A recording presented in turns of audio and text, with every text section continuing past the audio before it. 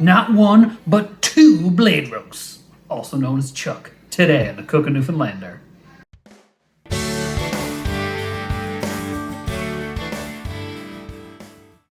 Good day, folks, and welcome back.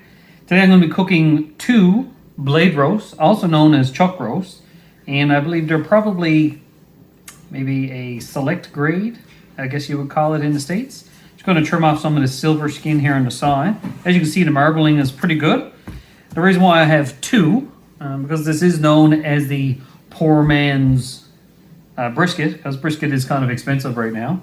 I'm going to use two homemade rubs. This is my SPG rub, which is a 60, 40, and well, I guess 20 is more than 100, but still. I'm using 60, 40, 20 for 60% pepper, 40% salt, and another 20% of that being garlic powder. And then I'm going to use some cocoa rub, which is a coffee, brown sugar. I use a brown sugar supplement, of course, to be keto friendly. Some ground coffee beans, some garlic, paprika, and so on and so forth. I will add the ingredients to this rub down in the description below. This is actually, I use this mostly on my briskets and I really do enjoy it.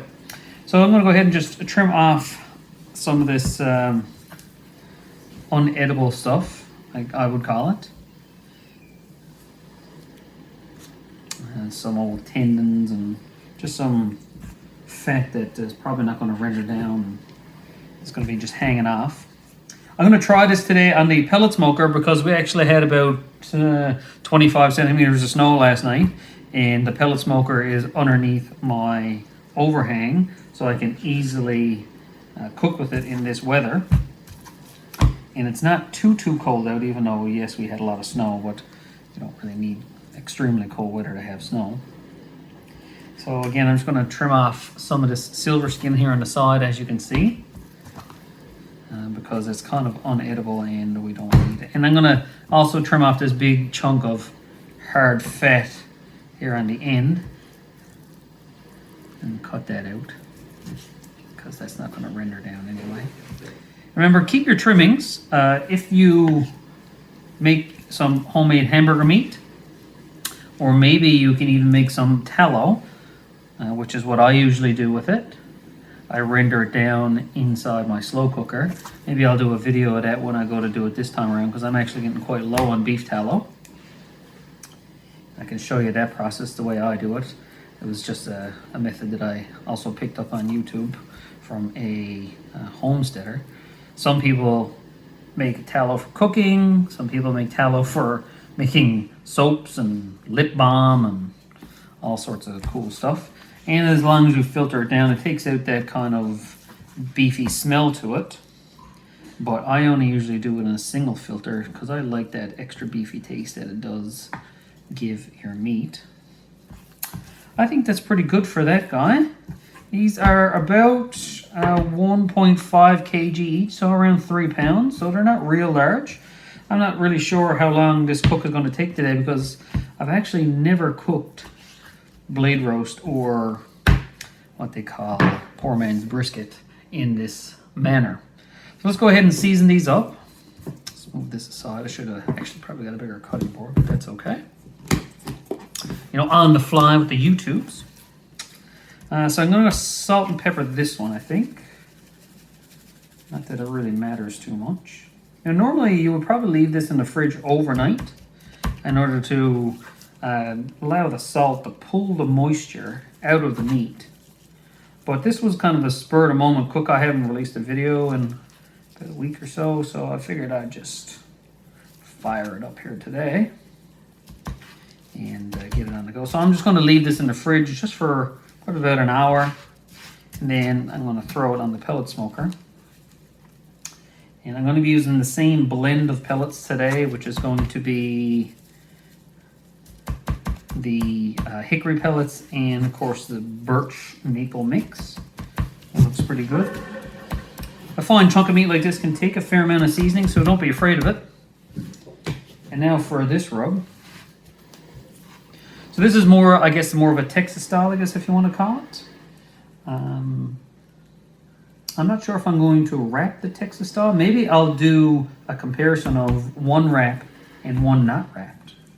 Oh, what do you guys think about that? I think that would be a great comparison. Cook them on both different sides of the smoker, and we'll see how that goes.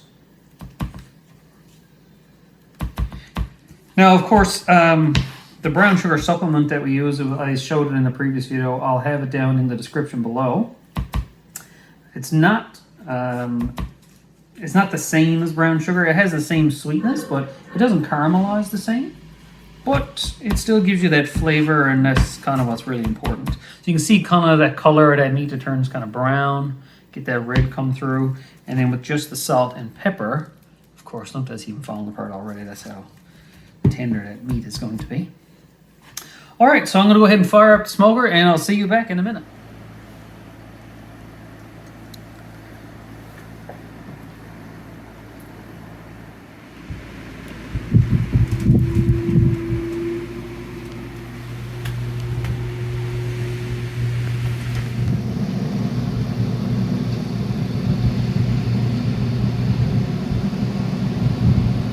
We got the pit fired up on the smoke setting. We're going to go P5 today, and you can see the meat is over here just kind of resting out. Don't mind the chair. I'm going to go ahead and fire these on. I'm going to put one on one side and one on the other. It kind of looks like that. They're on both sides of the grill. I'm going to cook these on this P setting, smoke 5 for maybe 2 hours, maybe 2.5 hours, trying to impart some of that smoke flavor in there. And then we're going to crank it up maybe to 250 and get some probes in there and see how it goes. See you then. 2 hours later, or how they say on SpongeBob. Let's have a look. It's a couple hours in. So this was the rub. One was the salt and pepper. Let me check some internal temps here. See how we're doing. 107, okay. What we got over here?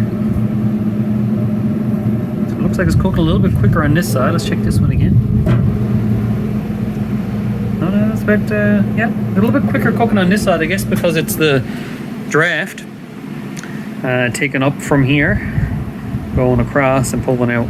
So it looks like it is a little bit warmer on this side. I'm going to go ahead and switch it now up to 225 until we hit the stall, and then we're probably going to wrap. See you later. All right, YouTube, we're back again. It is 4 hours into this cook. What I've done is I moved the salt and pepper from the left side of the grill over to the right. It seems like it's a cool zone over here because of that wind draw or that air draw. So let's go ahead and check and see the internal temp here. A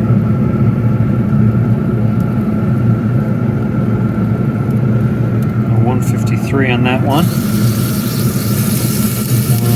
151 there. And into a fat pocket here. 65. 64. All right, we're going to go ahead and wrap that one. Let's check this one. He is not quite ready to wrap yet, I don't think. He's only around 150.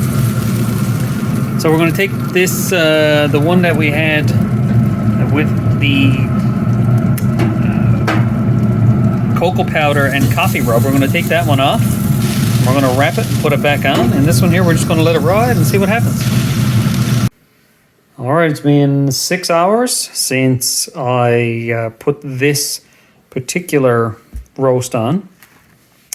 I guess you call it a blade roast, or again, poor man's brisket, whatever you want to call it.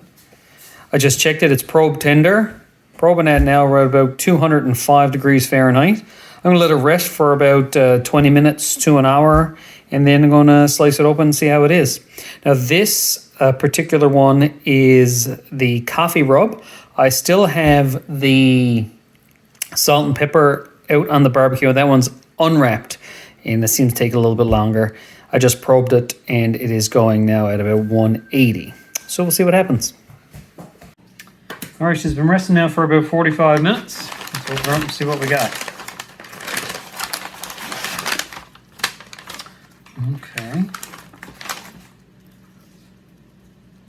Crust is set, which is good. It's not coming off in the paper. Let's go ahead and discard that. It looks juicy and tender. Doesn't have the jiggle that brisket normally has. Now the grain in this, I believe, is running this way, so we're going to cut slices down here. See what it looks like.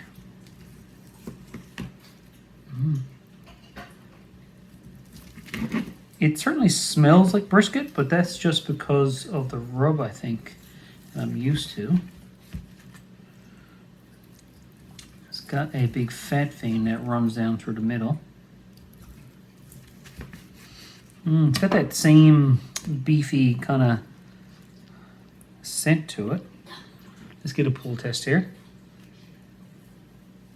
It's still a little bit stringy, but it's not bad. Let's give it a taste.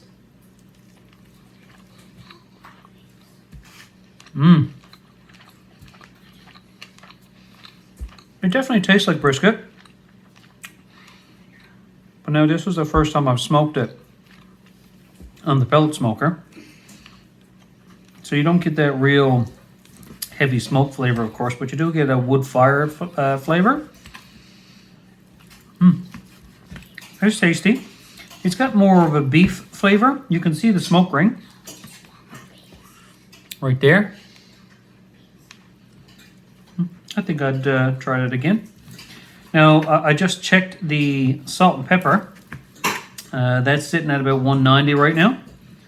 So I'm going to give that probably another hour and check it again. Back at you. Hey YouTube, back at you again. All right, so I got the second beef blade roast taken off. This is about another hour and 15 minutes later. And I've let it rest a little bit. So I'm going to go ahead and cut in. The grain to this now is running this way, so I have to cut across the grain this way. Now this one I let cook straight through with no wrapping. And believe it or not, it actually does look a little bit juicier than the one that I wrapped.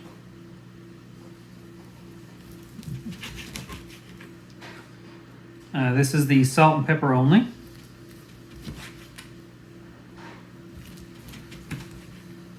So as comparison, this was the wrapped. As you can tell, the smoke ring here. This would be the unwrapped. That looks pretty good. Juicy.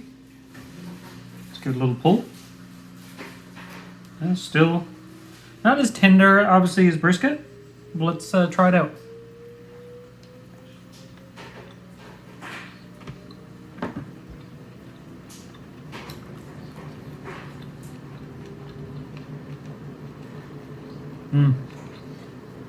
Really do get that salt and that black pepper, but I find it's more of a steaky taste versus the the great taste that you get from a nice cooked brisket. But there's a little bit of brisket taste in there too, because it's all the same flavors culminated in. So if you guys want to try this out, this is in Canada, it's called a blade roast, but in the United States, of course, if you're watching from there, it is a chuck roast. Like I said, these were about 1.5 to 1.75 kgs each. And in total, I cooked this particular one for 6 hours and 15 minutes. And this one was 5 hours in total. So I hope you enjoyed content, and I'll see you guys in the next cook. Keep cooking.